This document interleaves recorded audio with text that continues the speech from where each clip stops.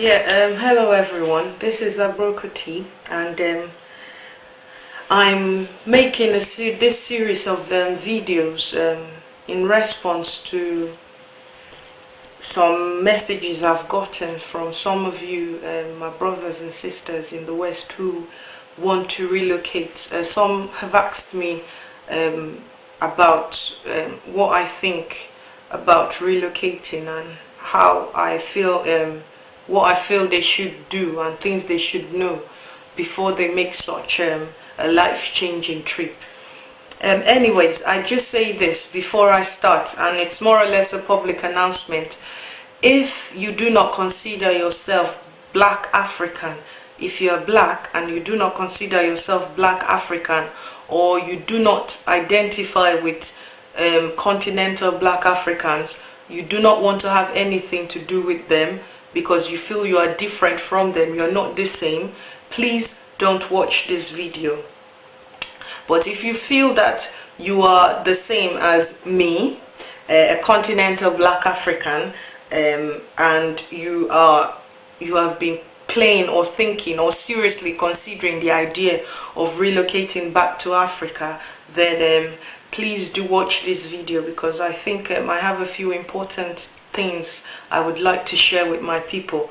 Also, please, if you are continental African and you're probably one of those Nigerians over here who's been sending me hate mails, please don't watch this video, because I'm going to say a lot of things that will aggravate and annoy people like you. And for all those Nigerians in Nigeria who have been sending me so much encouraging mails, I am very grateful.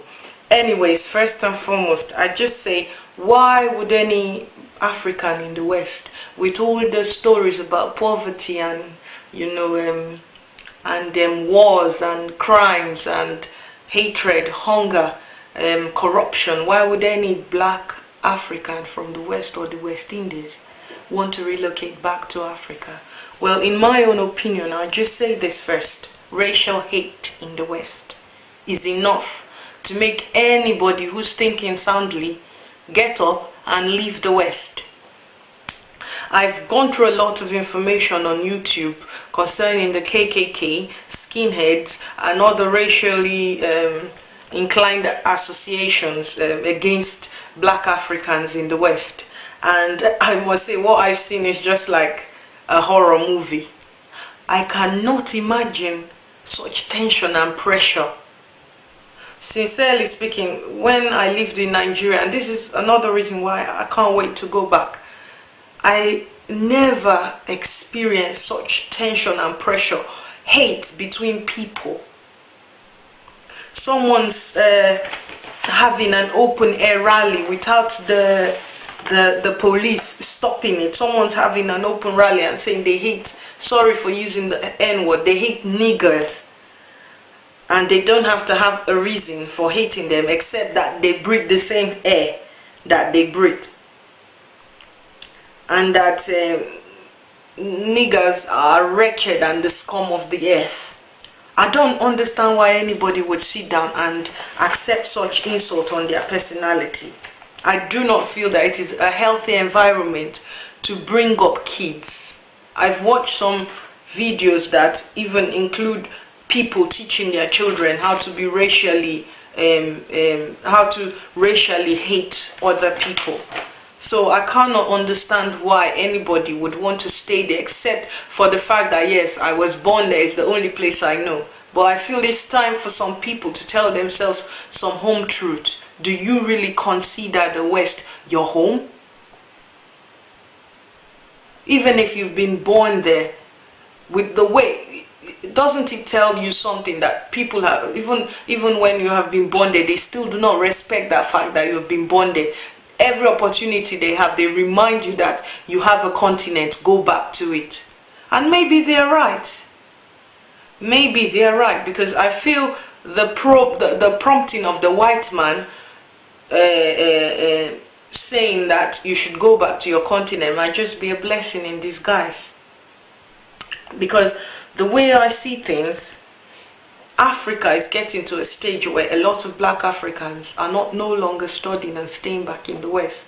They are going back home because great things are happening in Africa. A lot of things, the media doesn't show those great things. It's only the negative part of things that are happening within Africa that they show.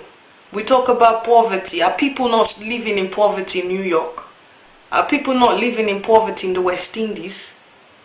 Poverty is not a new thing to anybody, any part of the world. Poverty is poverty. War. Is there no war in Iraq? Are people not still living in Iraq?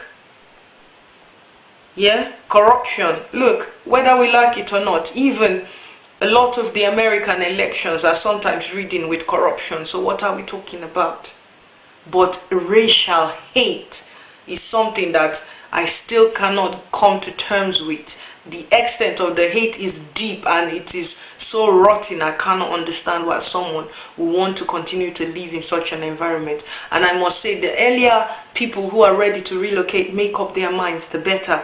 Because Africa is coming to a stage where things are moving fast, and a lot of Africans might not want to, a lot of Africans who have built up the continent in some years to come will not want to identify with those Africans who stayed behind. And another thing that we have never bothered to ask ourselves is this. Like here in the UK, I've noticed the Chinese students, Indian students, a lot of students from other parts of the world, once they finish their studies, they are very quick to go back home. A lot of them don't even wait for graduation. They get exempted and they go back home. Haven't we noticed how a lot of these people are going back to their continents and making something out of it? But we are very quick. It is only black people who are quick to insult their own home continent and say, oh, what do you think about, like I saw a male, a Nigerian born Canadian, calls herself Livy the Canuck, which I think is Olivia the Canadian, in quote, because I've gone and searched and I've seen that Livy the Canuck is still Olivia the Canadian, asking a stupid question saying, do you think, what do you think about all these questions about blacks going to help Africans in Africa bullshit? You see, Africa has come to a stage, and this is what I keep saying, we should try and stop all these charity programs for AIDS, poverty. This is not what we need. For me, I feel that we need to get rid of the bad government, the bad leaders, whether by killing them, I don't know, but we just have to get rid of bad governance. That is just the central single problem of Africa, bad governance. You see, if we're able to do away with that, then we'll be able to restructure the continent. And trust me, a lot of black Africans who studied in the West are going back and doing something about it. The process is gradual. It's not one day. So now picture this. What would it be like if, yeah, we decided to heed the call of the white man for us to go back to our continent? What do you think it would be like if all of us in the West, as black African people, go back to that continent and gradually start to change things? And I say gradually for a reason. Gradually start to change things in that continent. I believe Africa is a place we can build where every African, no matter where they might be, will be proud of. Only some of us will dust our asses, get up and go back. Anyways, that said, I'm going to be talking about different aspects of life that you will be encountering when if you decide to relocate, different aspects of life that you should consider when trying to relocate back to Africa. And the thing is that I'll be talking on education, employment. I'll be talking about crime. I'll be talking about religion, healthcare, training kids. I'll be talking a little bit on politics, hygiene, and business. So I'll be doing that in the different videos. It might be 3 parts. a 3-part video or a 4-part video, but anyways, I'll be dealing with these issues one after the other. So this is part 1, and then I'll move on to part 2. Okay, so this is part 2, and I'll start by talking about the term being a stranger. When you first get in, talking about people considering you as strangers. In my last video, I talked about this at length and addressed the fact that it's even done to us. In the coming home Ghana video, the lady in the market was talking about the market women considering her in a term. I've quite forgotten what they used, the Ghanaian term that was used, and the meaning was that they were being called white people. Well, I just say this, even in Nigeria where I come from, it is not a new thing. I'm studying in the West, my husband and I. As soon as we go back, if I go to the market and I'm talking, they will say, oh, it's those people that have been abroad, Oyinbo, that's what they call it, Oyinbo. They will call me a white person. So it's not a big deal. And they do not say it out of hate, because in that documentary I was a bit put off. You know, most times when, I'm not generalizing, but when white people portray us, they portray us through their own eyes. It's a white person who would take that as a big deal. But where we come from, even if I go to the village and I'm talking like this, they will say, ah, Oyibo, they have come. Simply meaning people who have lived abroad are here. It doesn't mean they consider you a white person. In some ways, it is even a form of praise, because that even shows you have traveled far and you are exposed. That's part of what they mean when they say such things. And definitely, as I said in my last video, you will be treated as a stranger at first, but participating will help you integrate better. Then also, I cannot understand why people who relocate from the West tend to think it's extremely necessary to go straight to the rural parts of wherever they've relocated to. You don't have to. You have to do things gradually. As soon as you get into the country, the place you should be aiming to stay should be the urban part. With time, you can visit the rural parts and see how it is. Because even those of us who are going to be coming from the West and going back, you will discover that when we go to even the urban areas, they will identify instantly, oh, you're someone who's lived in the West, without you even talking. And they will treat you in that way. So I do not understand why someone would go straight to the village. I know you want to get a feel of things, but it would be advisable first and foremost to get a place within the city, integrate with the city people, and from there you can, if you start making friends within the city, you can tell them you want to accompany them to the village so you see the village life. Because even in the city they will still treat you like a stranger. So why not? But it wouldn't be too much, because most people in the city are exposed. So I don't even think you should have a problem with being treated as a stranger, if not that you went straight to the village. So let us first do things gradually, move into the cities, and then from there you can start visiting the villages and see how things are done there. Then I heard so many comments about Americans coming in, black Americans coming in, and then a lot of the locals are envious of their wealth. Tough luck, but sincerely speaking, this is the way things are.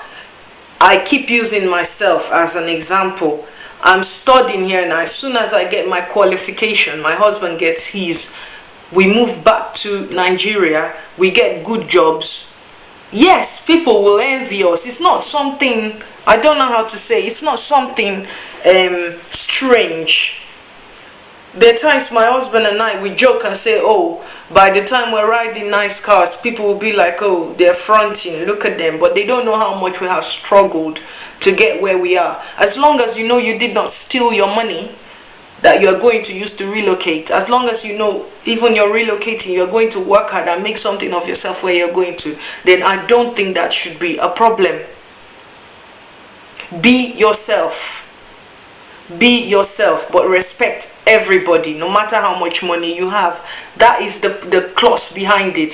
No matter how wealthy we are, when we go back to Nigeria, we will make sure we respect everybody, our elders and people around us. It doesn't make the issue of envy. It doesn't make it too pronounced. Everywhere you go, people will envy you, no matter where you are. So to me, that is not even an issue. And then another thing I saw within the video, the lady was talking about people just wanting to be around you for your money, and there were clips of children who were around her, and I think one of the child was asking her for money. But you see, this is what I keep saying about the media portraying things in the wrong way. For Christ's sake, when I was little, we had neighbors. If we were playing outside, we had neighbors, and this is a common practice in Nigeria. I don't know of other parts of Africa, but I think so also. We had neighbors who, oh, hello, and we all would crowd, auntie, auntie, uncle, uncle, and the next thing they would do would be to give you some change. Go and get yourself sweeties, go and get yourself biscuits. I miss those days, because now I can't get up and just go, auntie, please, can I get some money? They'd say, oh, you're a big woman. But those days, we enjoyed ourselves in that way, because our aunties, our uncles, our neighbors, our friends, their parents would give us some change, go and buy biscuits. So it's not a big deal. It's not because of poverty. It's just the way things are, the way we show our love to our children. We give them, even if it's your child, it's not your child, it is not something like a taboo. If you have kids, maybe the area you've relocated into, your children are so integrated, they come around, they play, and you find a neighbor of yours giving their kids and your kids some money to share, to go and buy biscuits, it is not a big deal. It is not because they think you cannot eat. It is just a general practice, a show of love by your neighbors to your kids, and you can also do that if you are moved to. So I cannot understand why it would be a big deal that someone's giving some kids who are playing by the beach some money. Well, I used to be like that. We all used to be giving money one way or the other. By strangers, by friends. Not too much by strangers because our mom would beat us. But by friends, you get what I'm saying. Anyways, I'll stop here and then go to the next part, which would be on education and employment, when you're thinking about education and employment when you relocate. Alright, bye. Yeah, so this is part 3, and I'll be talking about education and employment.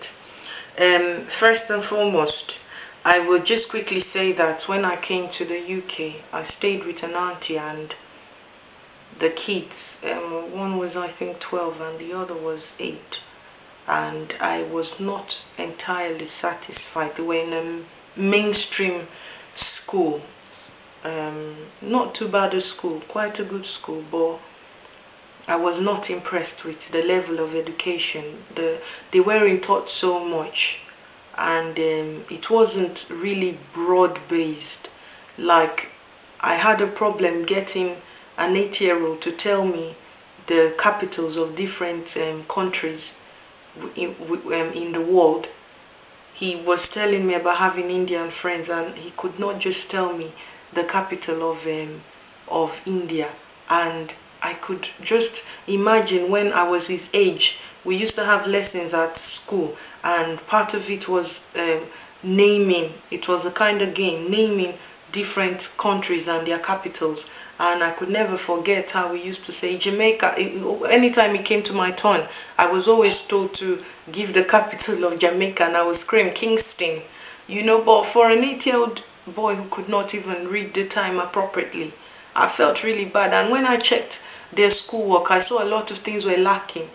And it's prompted one of the reasons why my husband and I don't even wish to raise kids here. We want to take our kids back home so that they can have the kind of education we had. For Christ's sake, this is just the only and first time I'm studying here. My primary, secondary, high school, university education was all done in Nigeria. So, and look at me. I don't think I did too bad, at least for level of education that was received in Nigeria. I did well. It's just, yes, the government's not trying its best, but you can still get good sound education for your children in the West. I don't know of any western part of Africa, but I know in Nigeria and in Ghana you have some of the best schools, both private universities, federal universities, schools. You can primary, secondary schools. You have some of the best, and your children will be given, although it might be Eurocentric as I keep saying, but a better Eurocentric education. At least better than a lot of what I see here. And the education, it just doesn't give you the mind to aspire to just do vocational courses. It gives you a mind to aspire for higher things, better careers. So I think when it comes to education, just remember someone like me. I'm the product of the Nigerian educational system, and I feel that I haven't done too bad. So be rest assured, and as I said, you have to have friends that you can, ask about these things wherever you move into, especially as I've signified that you move into urban centers first. Wherever you move into, I know for certain Nigeria and Ghana are places where you can actually, without knowing your next door neighbor, walk up to your next door neighbor's gate and knock.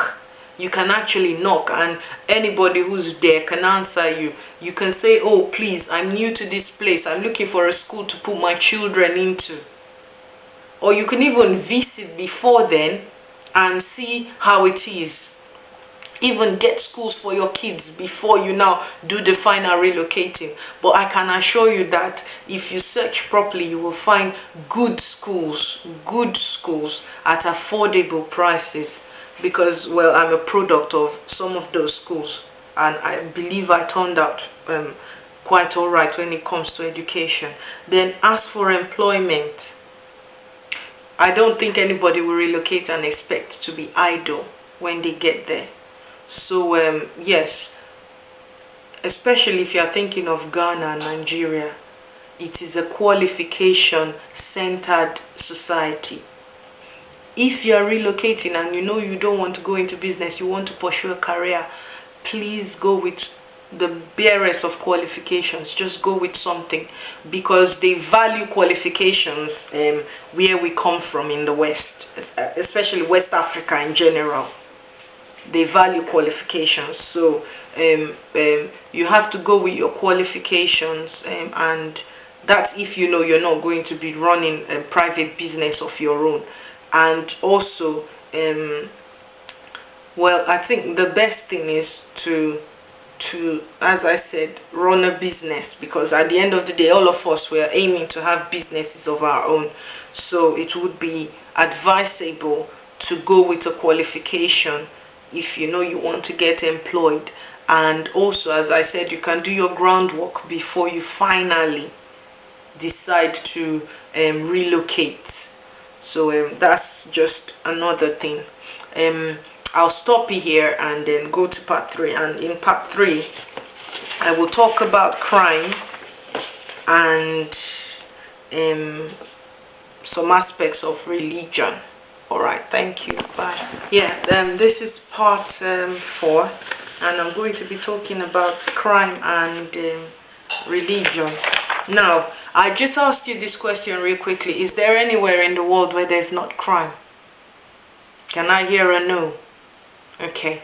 Now, it's just that unlike the West, where crimes are sometimes committed without motive, you just are walking by and someone just stabs a person, and it's not as if something is, I don't understand, but a lot of people just commit crimes out of their psychotic problems. Maybe they have a screw loose in the head, or they've been smoking a lot of pot or sniffing a lot of drugs.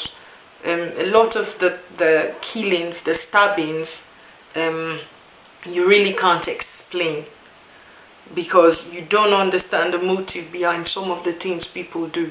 But I can assure you that some of the crimes that are perpetrated, in fact majority of the crimes perpetrated in places like Nigeria, in a place like Nigeria, they always have a motive, and the motive is simple: getting something out of you. So I just say this, and I know it takes the grace of God, but throughout my whole stay and my life in Nigeria, I've never experienced burglars or people attacking me or and my family. So and the only thing that I can say is think of was the assassination of my dad. But my dad was deeply into talking about politics and trying to, you know, as I said in one of my other videos, trying to correct through his work as a journalist some of the problems we were encountering by speaking up against the government, and that got him assassinated. But for you who's not even going to be thinking of that in the first place, I don't think there's much that you need to fear, except that you have to be normally careful. And I feel for anybody who's lived with so much hate and racism, you always have your head looking above your shoulders like that. So I shouldn't even be preaching a message of being careful. I think we know what being careful means. And about 419 scammers in Nigeria, it's very simple. If you are not, I keep saying, if you are not a greedy person, you will not get scammed. Because as soon as you see what their kind of strategies, you discover that this is just simply, how can you give someone $200 and the person is promising to double your money through a kind of business you're not even sure about the foundation. He's promising to triple or quadruple your money. It's not that easy. So once you have something like that, you know it's not for real. And as I keep saying, another thing I just want to say is get some of your friends who are continental Africans living with you in the West, get them to educate you, get them to, you know, link you with people back in the West or back where you're trying to go to. You know, people, they can link you with trusted people, you know. But as for crime, I keep saying, it is all over the world. The only thing is to be careful. And then I just quickly say this about our police, because I know a lot of blacks in the West have problems with police, because sometimes, and we will not just hide it, sometimes we are stopped for no reason other than we are black. It is a reality. But about the police, like in Nigeria where I come from, you don't really have too much problems with the police, except that they constantly want to get tips from you for no apparent reason. But the way I've gotten over the tips, giving tips to police, is this: I just look at it like they're standing there at a checkpoint doing their job, and they are like, oh, my brother, my sister, do you have anything for us for the weekend? How much is it? Just something little. I know a lot of people will criticize me and say, oh, you're pushing corruption. But I just keep looking at it from the fact that I've been successful. I've managed to make it. And these are people who are struggling. What's the big deal? So I don't make a big deal about that. But for sure, be rest assured that the police will not be on your tail just because you're black. Because why? You've come to a place where all of us were black. Maybe when you open your mouth to talk, they might say, ah, our brothers from America, what's up? Just relate with them. Feel free with them. Because I've got police stop us once or twice when we're in Nigeria driving, and it's very simple. Just relate naturally with them, be friendly with them, and there will be no big deal, no problem. On religion, I will just quickly say this, that you just have to make sure if you're a Christian, this will now be part 5. Sorry, I guess some of you heard my phone just rang. That was my husband, and I had to pick up the call. So basically on religion, I would quickly say this, that first, for Christians, there are loads of churches, whether Orthodox, Catholic, Anglican, Protestant, Gospel churches, Pentecostal churches, but you have to be very careful. I just prescribe that you go to churches that are more or less, what will I say now? Churches that are more or less established. I won't be advertising any church here, but go to big churches that are established. And this is what I keep saying. Nigeria, or I should think Ghana, because I know Ghanaians are very friendly people. It's a place where you have a lot of Christians, so you can actually, people will be actually glad to direct you to a good church. You know, people will be very glad. You don't have to know them. Just walk up to them, you know, knock on their doors and say, hello, I've just moved in here and blah, blah, blah. I'm looking for a church to go to on Sunday. And then for those of us who want to go into traditional African religion, I don't know much about that, but I know that they are very welcoming also. Like for instance, Oshun, I had my youth service program for a full year in Oshun State, and some of you who are into traditional Yoruba religion, you will have encountered Oshun, and for quite a long time, for some years, they had this white lady, Susan Wenger, who was the Oshun high priestess. So for people who are good enough to accept a white person as a high priestess of a traditional African religion, I don't even have to say more about the tolerance. So if you know that is what you want to do, then you are very welcome to go ahead with that. Then another thing is, if you're a Muslim, then there are churches, there are mosques around that you can go to, and this I also say, please feel free to ask. Nigeria is a place, and I know Ghana too is a place where you can walk up to people and say, please, I'm looking for the nearest mosque.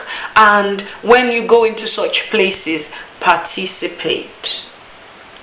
It will help you, because then you tend to spread your tentacles and get more confidence of more people around you, and you tend to get people do things with you. Okay, so that aside, I would now go on to talk about healthcare. Yes, healthcare, it's not all about the pictures you see in the media of children dying of sickness and blah blah blah. Let me tell you, the truth is that if it's you know, Nigeria, and I know Ghana is the same thing. It's not more or less like a welfare state, and we don't have things like health insurance over there or the NHS. But one thing I know is, if you have, you know, if you work hard, you have your money, you will get very good health care. There are private hospitals, there are government hospitals that have qualified doctors, nurses, practitioners that know exactly what they're doing. But as I keep saying, ask, and you will be referred to some of the best, you know, healthcare centers in the country or wherever you find yourself. But and I know a lot about that, because I grew up in a home where my mom's a nurse. And I know for sure that if you want good medical attention, you will get it. So this is not an issue of you're going somewhere. And that's why I keep hammering on you, first of all, trying to stay within the urban centers before you move on to villages. You have to just like check out the villages on holidays and not just say you're moving straight there to live within the villages. That is my own prescription. So I said, for healthcare, be rest assured, if you're willing to work hard, you're making your money, you will have the best of health care for yourself, your family, your kids, and your children. Just as I said, ask. And this is another thing. I know that there are people who are trying to make programs to integrate black Africans, but I just say very quickly that you don't need to spend too much money realizing yourself in a society like Nigeria or Ghana. It just takes you simply walking up to someone and asking. And as strange as it may sound, because I know a lot of people in the West are not used to talking to people, because you get the look like, huh? Why is he coming up to me? Hey, I don't know you. But that's not how we do it back home. When someone stops you to talk to you, and especially you identify through the person's voice that the person is not too familiar, especially in the urban centers, you will be directed to where probably the thing you're looking for. You will be directed. So I keep saying, ask. Feel free to ask. I'll stop this video here and then I'll go on to part that would now be part 6. And I'll be talking on training our kids, hygiene, business, and politics. Alright, bye. Yeah, so this is part 6, and I'll quickly talk about social life. First of all, I've been to Ghana, I think once, and the social life is actually awesome. I've experienced the nightlife. There's a lot of jazz bars, clubs, where you get to experience traditional Ghanaian music, which is absolutely lovely to dance to. There's even in Nigeria, there's so much to do at night. It's just for you to, you know, ask and get friends to take you places, you and your family. There's also loads of stuff for kids to do. There is the beach, you can take them to beautiful beaches. There are amusement parks to take them to. You find a lot of what do you call it now, cinemas, first class cinemas, where you can actually go and watch movies. There's a lot to do to entertain your children and yourself. And there are shopping centers, shopping malls. You can get what you're looking for. So I think basically socially you wouldn't, in fact, this is what a lot of Africans from the West Africans say, that life is so boring here in the West, because when we're back home there is just too much to do when it comes to social life. Then I'll just quickly say this, on training your children, your kids, expect some form of outside interference. Even from school, you get teachers calling you and telling you, oh, this is what I think is happening with your child, this is how I feel you should handle it. We're not brought up only by our parents. It's more or less like a communal duty. You find your aunties, your uncles, your neighbors and friends in your vicinity looking out for your kids and trying to correct your kids when you're not around. Please and please do not see this as undue interference. It's just that we have that feeling that we owe it as a duty to our neighbors or our friends to watch out for their children and look after them, especially if their parents are not around.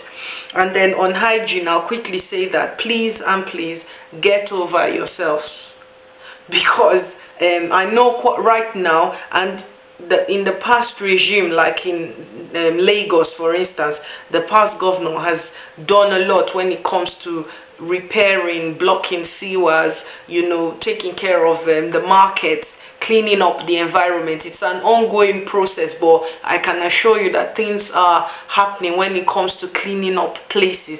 The government's not doing a lot, but things are started to be done in progress concerning hygiene. The only thing I would say is that take care of your vicinity, your compounds, clean up your area. And there's something that's called in Nigeria, it's called sanitation day. It is, I think it's the first, is it the first Saturday of every month? Every family mandatorily comes out to clean their compounds, clean the streets, clean their vicinity. And I tell you that if a soldier catches you or a police catches you walking on the street without cleaning at that time of the day, in the morning, you will be in big trouble. So I think as per hygiene, you have to get used to some certain things, but above all, there is an ongoing process, I know right now, of cleaning our environments better. Then when it comes to business, and I will connect this with employment, please do not be deceived that there is employment everywhere. This is why I say come with qualifications, because that is what will set you apart. This is one of the reasons why West Africans especially go out to study. It's not because everybody loves to read the book, but we go out to study because we know that in doing this, we will be able to secure good employment for ourselves and take care of our families. But I will advise that, because I've noticed that a lot of black Africans in the West, and especially in America, are very business inclined, and I appreciate them for that. So if you're coming, you can come with your business ideas, you know. But I will say this, please and please, no credit giving when you start a business. Even a lot of Africans starting up businesses, they are starting to get used to the idea of running a business professionally. You do not give credit to people. You make sure that when you're running your business, you do it in a professional manner.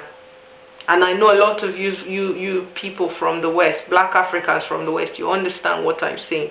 It is a good environment to run business. And also, don't forget, you have to get permits from the local government council. But understand what those permits are about before you go and get them, so you don't get overcharged. Because even those of us who are going to be finishing from uni go back and say we want to start a business, once they know you've come from the West, you've come from abroad, they basically feel you have all the money, so they are out to get something out of you sometimes. But once they see that you are not you are so into the system that you are ready to price and make them know, look, you can't cheat me, this is what I know is how much you pay. They respect that and then give you the real price of things. So basically the thing is that you must be vigilant, you must be wise, and understand what you are about when you relocate. But I just want to say this, that if you have any further questions, please send me messages.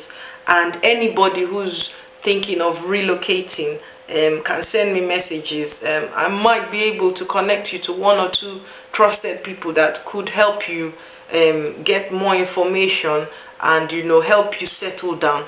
But the thing is this: how wonderful would it be if Africans, you know, bring all their education, their experience, continental Africans bring their education, their experiences, black Africans bring their education, their experiences into that continent, into our continent, and make it something beautiful. Because at the end of the day, I keep saying, the continent is the only true home that we have. We can't continue to fight against our own home. It is the only true home that we have. And I will just say this: anybody that is wanting to relocate, start telling yourself, you know, within your consciousness, Africa is my home. Believe it in you. And I tell you, when you go back there, you accept that it is your home. You will succeed. You will live a fulfilled life over there. And I tell you, anybody who walks up to you, a black African like you, within the continent, who walks up to you and tells you, oh, get out of the continent, this is not your home, you have every right as a black African person to tell the person to F off, because this is your home. You have come back home. But as I said, if you have any further questions, please feel free to send me messages and I will respond. And anybody that is thinking especially of going to Nigeria to, you know, settle, relocate, send me a message, and I will get you in touch with one or two people that I know back in Nigeria that will be able to find time to put you through. All right, thanks so much. Bye.